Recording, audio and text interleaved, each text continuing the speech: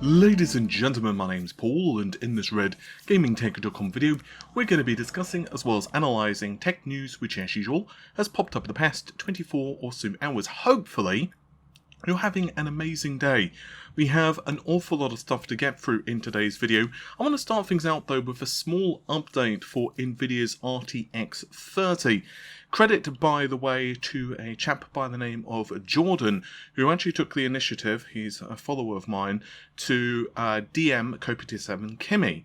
And Copy7 has been very well known in leaking Nvidia GPU information. He's been incredibly, I assume it's a he, it could be a she, they've been incredibly accurate with the information regarding the GPUs, like down to the number of compute units, the performance of the GPU, memory configurations, all of this stuff they've been very accurate with. And anyway, they told me that Copy7 actually had confirmed that there is no secondary die on the PCB, so I decided to message Copy7 myself, and yes, Copy7 has confirmed that they have seen the whole PCB, both the front as well as the back, and to what they understand, the GPU, well, as you can read on screen yourself, does not have any additional chip. There is no second chip, so it is just the main GPU core along with the other obvious stuff like memory and voltage regulators and whatever else is required to make sure that the GPU actually functions. So long story short, it looks like the rumours for a secondary die are not actually true, which is kind of interesting, to put it mildly, because obviously we saw that whole thing the other day of, you know, the supposed secondary die being blocked by an Intel CPU, but at least according to Copy7, this is not the case, and there is no secondary chip present on Ampere, and it looks like it is just the main die itself. Also, while we're on the subject of Nvidia, the RTX 3080 has been known to have 10 gigabytes of RAM. So there is actually some good news for people thinking, well, 10 isn't what I want in a next generation GPU, damn it. Well, actually, according to Copy7 Kimmy, there will be actually a 20 gigabyte model too. Likelihood is that it's only going to be for AIB cards, and you are going to need to probably pay more money for this. Obviously, it will be more expensive because the density of the RAM will be higher, therefore that will equal to be a more expensive GPU. This kind of reminds me of what Nvidia have done in the past. Like, for example, there was the 8800 GTS 320 megabyte as well as the 640 megabyte variants.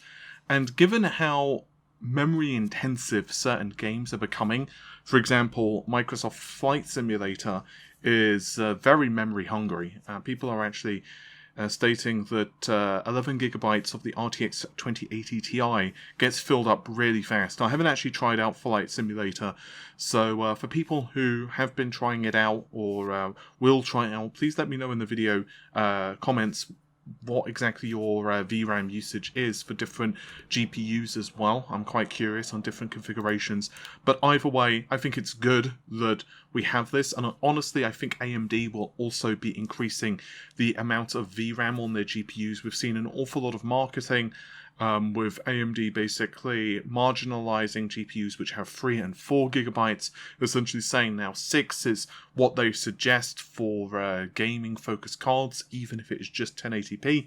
And I believe that that honestly is going to be the bare minimum going forward for the next generation. Hey all, it's Paul from the future again. Yep, that's right, another thing popped up as I was finishing recording, and this is the prices and further confirmation of the specifications of the RTX 30 series. Credit, by the way, to Avery78 on Twitter for these discoveries, and they originate from A Chip Hell from well-known forum member WJM47196. His name is super easy to say, which is what's really important, and also various pictures from Beidou, and so I will of course link that stuff in the description of this video, but the prices for these cards has allegedly leaked along with further confirmation to the specifications. So with the prices, I will say that while WJM is generally pretty accurate, prices can and will change up until the last minute. Indeed, there were multiple reports that Jensen basically decided the prices for the 20 series pretty much the last couple of hours before the announcement, which I imagine was making the PR people who were creating the slides for those things kind of sweating under the collar. But if I had to take a guess, assuming this information is correct, I think these prices look around the ballpark that I was expecting for A, and for B, it's probably the prices that Nvidia at the moment are considering. They probably feel that these are most representative of the prices that best suit market conditions. So we have $1,400, $800, and $500, and that's for the 3090, 3080, and 3070 respectively. I think those prices, and don't get me wrong, I'm not saying that $1,400 for the 3090 is cheap. I totally understand that some people's eyes are watering right now, but the thing is, the 3090 from the rumours in terms of performance is monstrous, significantly outperforming the previous generation flagship, which of course was the RTX 2080 Ti, by a considerable margin, and obviously it's also got way more VRAM as well. Now, that what's really interesting about these specs as well is that we see I will, of course, stress none of this stuff has been confirmed, but it does seem to fit in rather well with what we've seen from Kopi T7 Kimi and WJ are all essentially saying the same thing now. It looks like the Ampere Titan is going to be really expensive. I mean, there's no price listed, but I don't think this is going to be, paid for by the change you find at the rear of your couch. It's got 48 gigabytes of RAM, albeit with that RAM running slower, and 5,376 CUDA cores enabled, which is a crap ton of CUDA cores. The 3090, meanwhile, has a measly, a paltry 24 gigs of RAM. I mean, Jesus. That's a lot of RAM. I'm sorry, I'm laughing because there's this part of me that remembers in the late 90s when there was so much debate whether 16 megabytes of RAM on a Voodoo 3 was enough. And we all, maybe if you're kind of older, you'll understand the references for 16-bit color and why 3DFX went with 16 megabytes, and of course some Nvidia cards at the time had 32 megabytes because they have 32-bit rendering.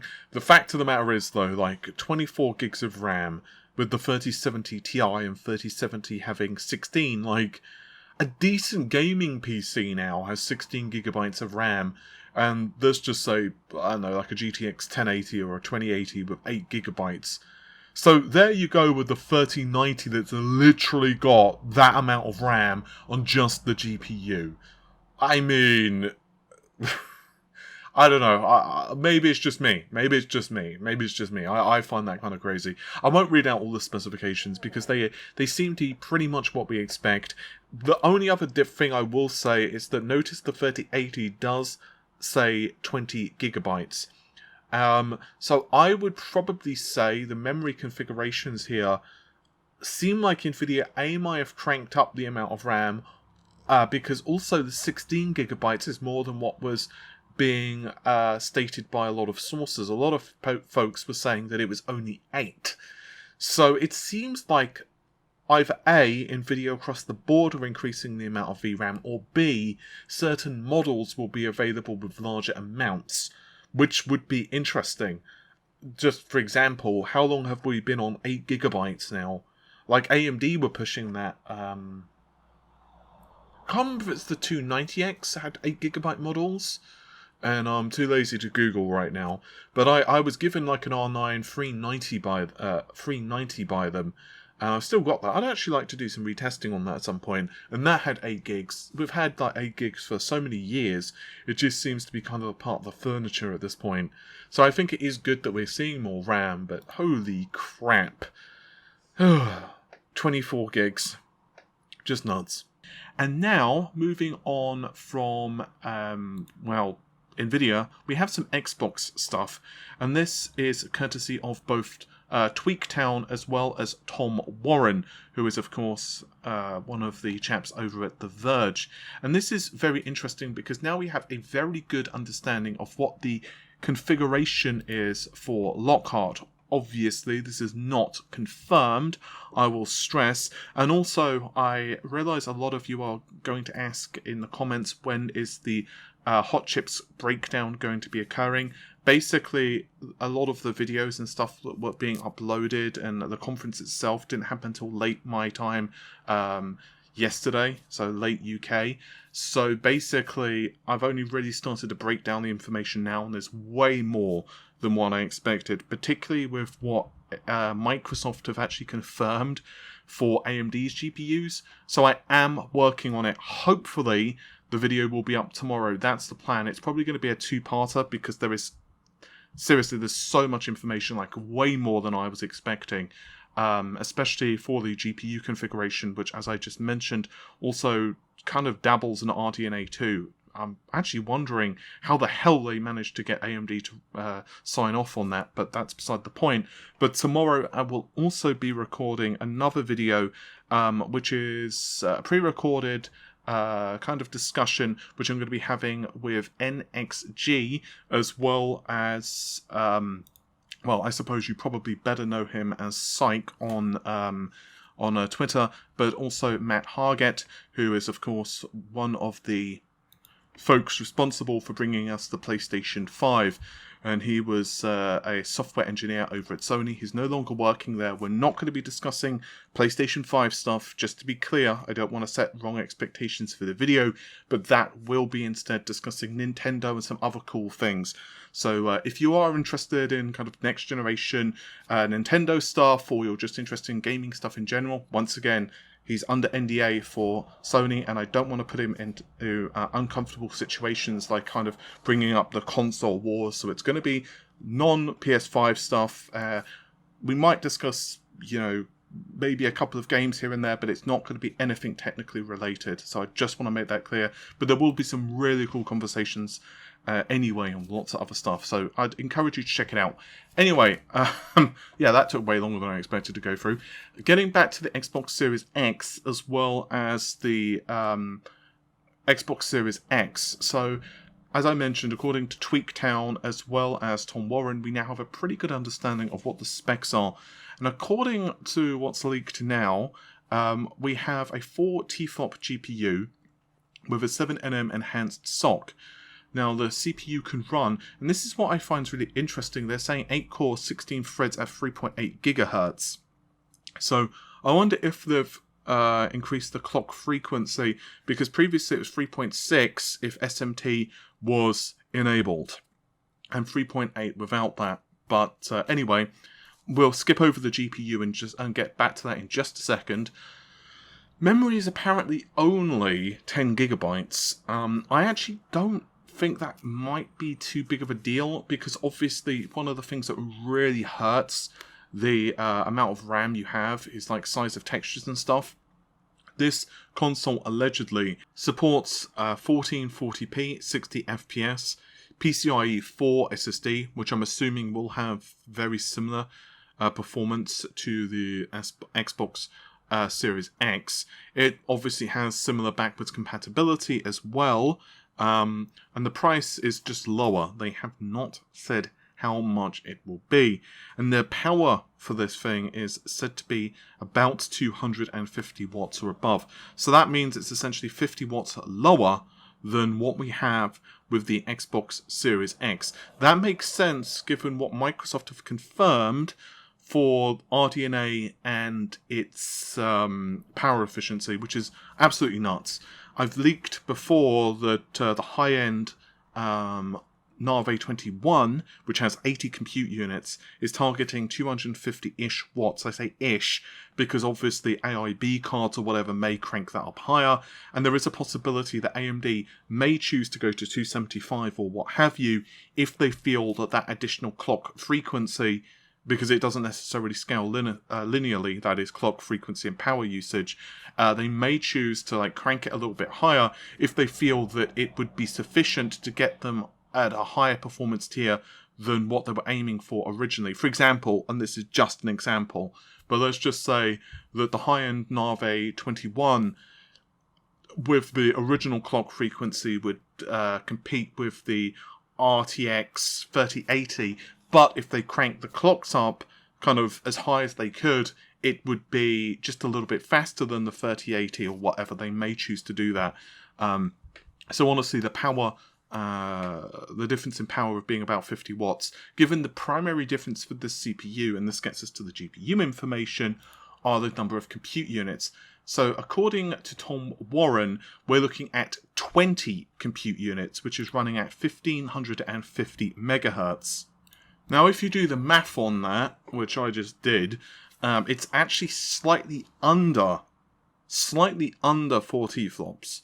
So, I mean, you can do the math yourself. It's 20, which is obviously the number of compute units, times by 64, which is the number of shaders per CU, times by 2, because 2 operations per clock. Then you multiply that by the clock frequency, which in this case, according to Tom, is 1.55 gigahertz, and that obviously gets you just a shade, just a titch under 4 T-flops. So, I mean, it could be that if they are aiming at 4 T-flops exactly, it could be something like 1.551 or 1.552 or something like that, just to get them over that particular little hump. But, yeah, it looks like to me the clock frequency of the Xbox Series S is going to be lower than the Xbox Series X, and they're also going to be having 20 compute units. The reason they've probably done that is just so that they can have additional TMUs, because obviously the number of TMUs is directly proportional to the number of compute units. It's 4 TMU per CU, and also they would probably want things like additional ray tracing units as well. So all of that stuff comes together just to be able to make sure that they have at least 20 CU on the GPU.